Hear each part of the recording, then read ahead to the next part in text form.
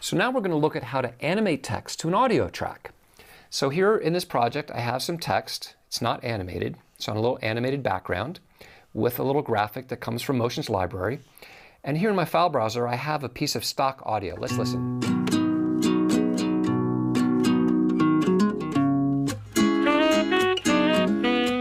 Okay, so I just want a little bit of mellow, kind of Hawaii, Jack Johnson-ish kind of music there.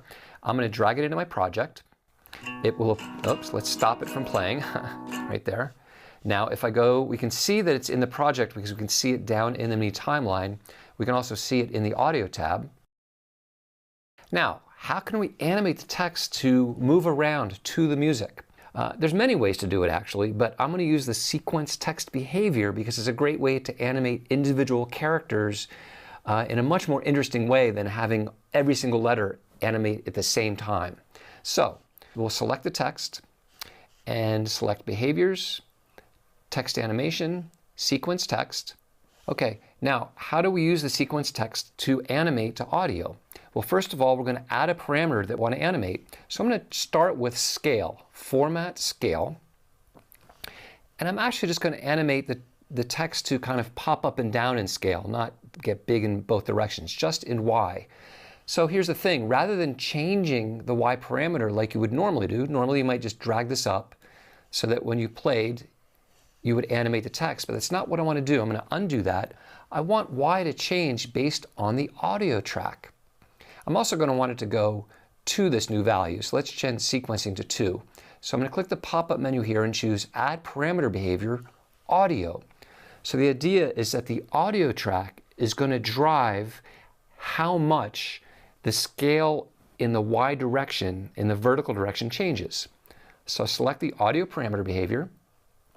It shows up in the inspector.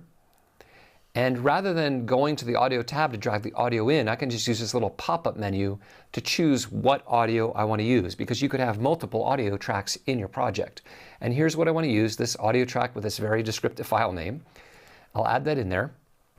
And let's play and see what happens.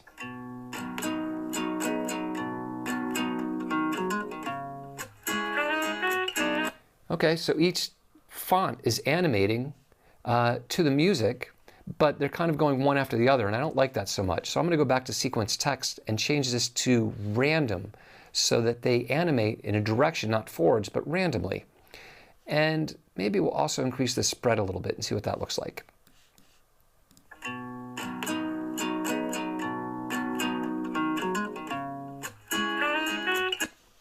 Okay, so we get that text animating.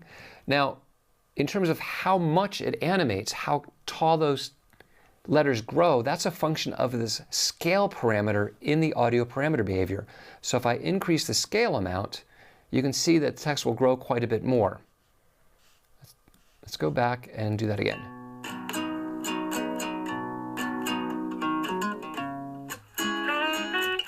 So you can change exactly how much change happens to the text based on the scale parameter. I'll bring it back down a little bit.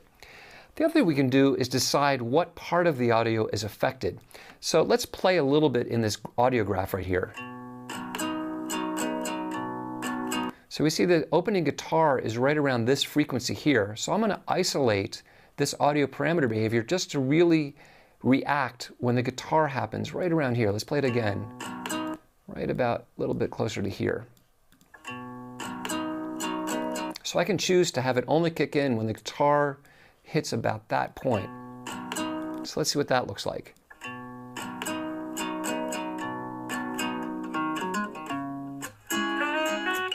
Okay, now let's see what happens when the sax kicks in.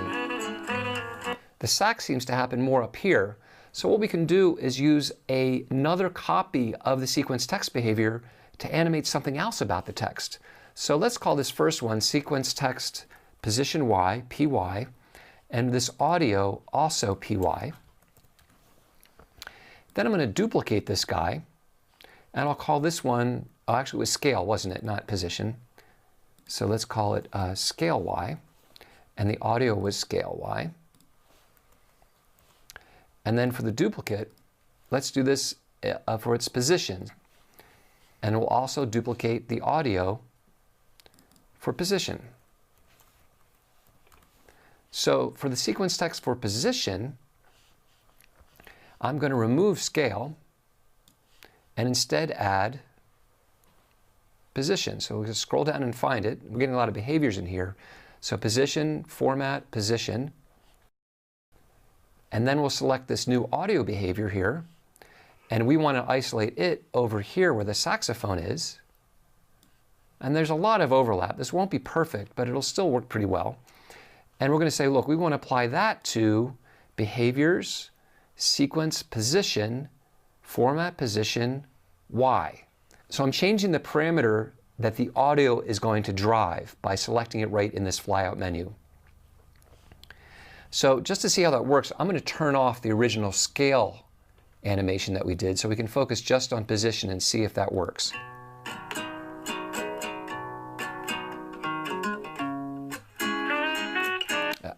Position, yeah, that was the right one, position. All right, nothing's happening. It's probably because our scale value isn't high enough. So I'm going to crank it up. Sometimes you have to really crank it up. See, I'm up to like 100 now, but now we're getting some action. So it's reacting to the guitar as well because there's overlap. But it jumps a lot more with the sax. So now if I turn them both on,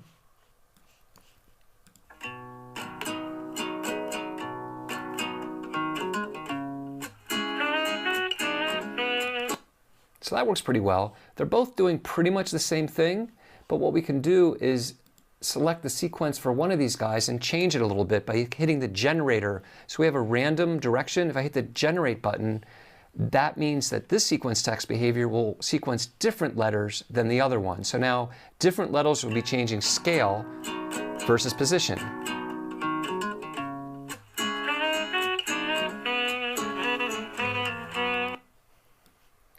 So just to finish this off, let's select this flower and animate it also to rotate a little bit. So in the Properties Inspector for rotation, I'll right-click on the word rotation or use the menu over to the right, either way, and choose Add Parameter Behavior Audio.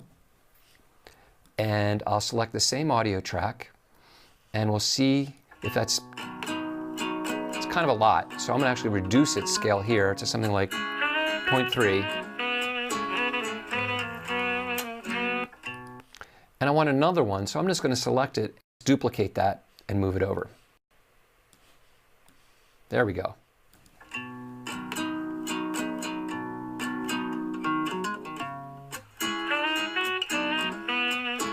So a simple example of a way that you can animate text using audio.